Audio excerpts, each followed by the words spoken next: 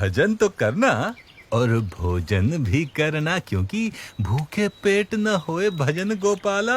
आहा, भजन करना पर भोजन भी करना, भजन। अरे छोटे महाराज, बाल योगी जी, कुछ भोजन खाओगे महाराज? आओ आओ। अरे बड़ा स्वाद बना है आज तो। लो, दीजिए। धन्यवाद। ग्रहण करो योगी जी, ग्रहण करो। यात्रा पर निकले हो? जी हाँ। कुछ सामान नहीं है साथ में? वैसे तो मेरे पास भी और कुछ खास सामान नहीं रहता, पर हाँ, अपने भोजन का प्रबंध करने का सारा सामान मैं अपने पास ही रखता हूँ। वो क्या है कि मुझे भाई भोजन हमेशा बढ़िया चाहिए, एकदम स्वाद। वैसे आप खाने का प्रबंध कैसे कर लेते हो? कुछ साथ में तो नहीं रखते? कुछ ये खाने लायक तो नहीं दिख रहा आपके पास, कमंडल वगैरह के अलावा? सामान की क्या आवश्यकता है? बस इस शरीर को जीवित रखा जा सके उतना प्रबंध हो जाता है, और वही पर्याप्त है। बात तो सही है, लेकिन खाने। अरे अरे अरे अरे महाराज, अरे ये क्या कर रहे हैं छोटे योगी जी? अरे अरे अरे सत्यानाश, सारी मेहनत पानी में मिला दी आपने। ऐसे पानी मिलाकर भोजन कौन करता है महाराज? इसमें स्वाद क्या आता है और आनंद क्या आता है इसमें? स्वाद तो परमात्मा की मूर्ति का आता है, और आनंद भी उनके स्वरूप का, निज स्वरूप का ही आता है।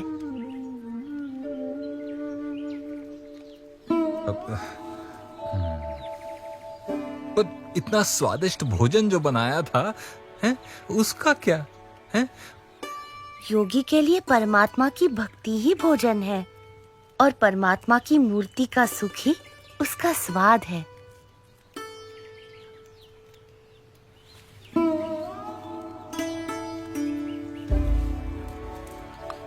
धन्यवाद सन्यासी जी। बाली होगी, धन्यवाद तो मुझे आपका करना चाहिए कि आपने मुझे इस स्वाद लोलुपता से अवगत कराया महाराज, और निस्वाद होने की सीख दी। कुछ लेना न देना, मगन रहना, और भोजन नहीं, अब भजन ही करना। भजन करना रे, भजन करना।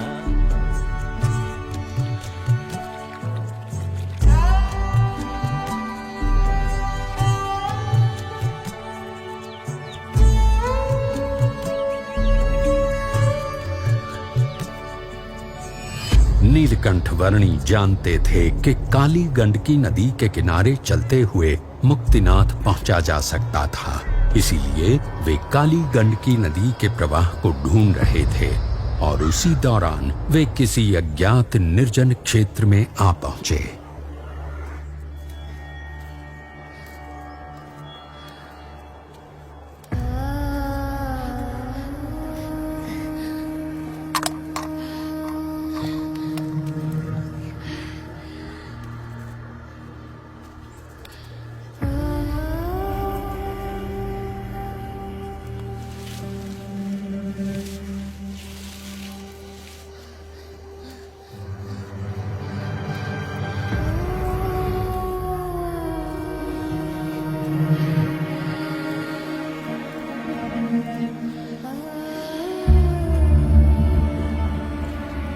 इस सुनसान क्षेत्र में धरती पर खाने या पीने के लिए कुछ भी नहीं था, और आकाश में शिकारी पक्षियों के झुंड किसी भी पशु या मनुष्य के शरीर को अपना भोजन बनाने के लिए आतुर थे।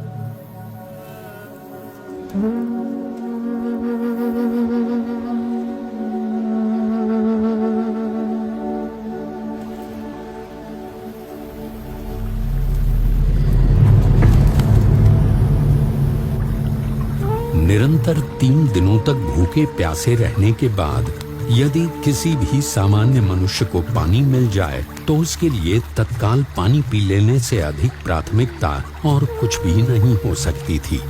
परंतु नीलकंठ वर्णी के लिए ऐसी विपरीत परिस्थितियों में भी सबसे अधिक प्राथमिकता थी उनकी भक्ति।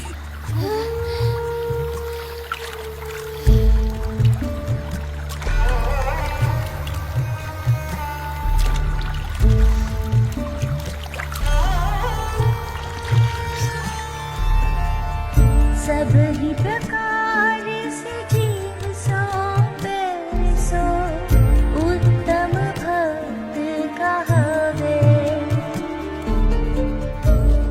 नेपाल प्रदेश में बालेवा गांव के पास नीलकंठ वर्णी को काली गंडकी नदी का प्रवाह मिल गया, जो अब मुक्तिनाथ तक पहुंचने का रास्ता तय करने के लिए उनका पथदर्शक था।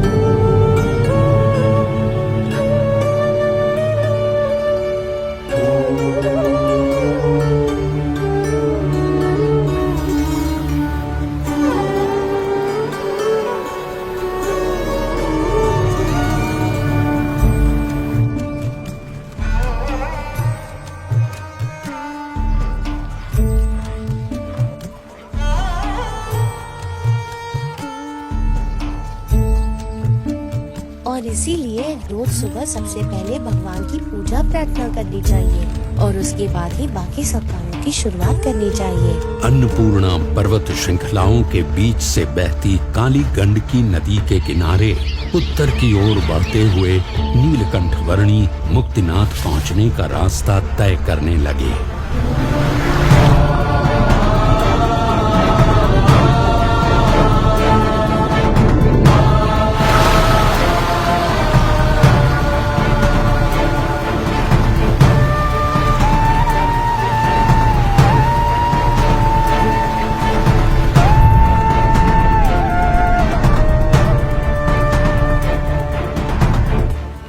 काली गंडकी नदी का प्रवाह मुक्तिनाथ जाने के लिए नीलकंठ वर्णी का मार्गदर्शक था और तातोपानी क्षेत्र से आगे किसी घाटी में से चलते समय कहीं पर काली गंडकी नदी का वो प्रवाह मानो अदृश्य हो गया।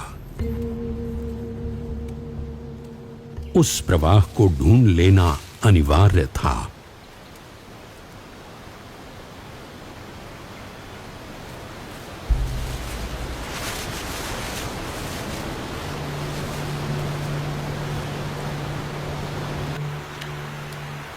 पानी की आवाज की दिशा में आगे बढ़ते हुए संध्या काल होते होते नीलकंठ वर्णी एक ऐसे स्थान पर आ पहुंचे जहां 2 पर्वतों के बीच की खाई में स्थित एक गुफा में सामने से पानी का प्रचंड प्रवाह आ रहा था।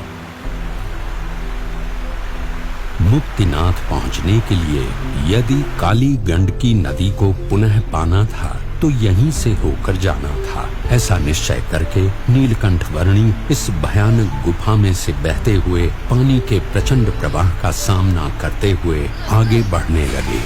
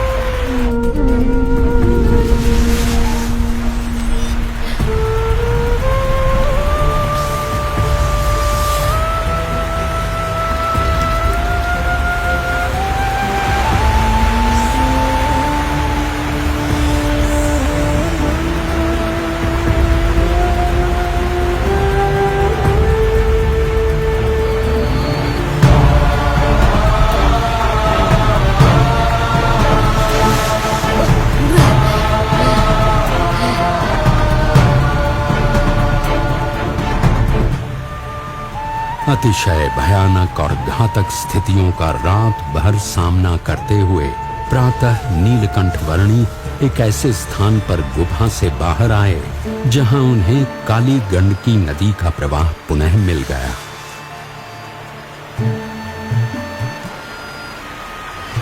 मुक्तिनाथ पहुंचने के लिए पुनः काली गंडकी नदी के किनारे उत्तर की ओर बढ़ चले नीलकंठ वर्णी की कुछ हठ योगी सन्यासियों से भेंट हो गई। आप सभी हठ योगियों को हमेशा उचित साधना करने का मार्गदर्शन मिलता रहे और अंततः परमात्मा की भक्ति का उत्तम योग प्राप्त हो, ऐसी मेरी शुभेच्छा है।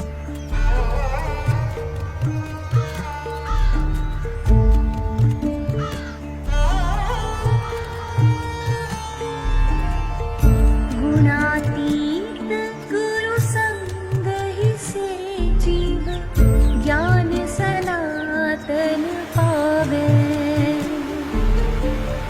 ज्ञान सहित प्रभु भक्ति करे सो उत्तम योग कहावे। मारफा, जोमसम आदि स्थानों से होते हुए नीलकंठ वर्णी धवलगिरी और नीलगिरी पर्वतों के बीच स्थित खाई से गुजरे।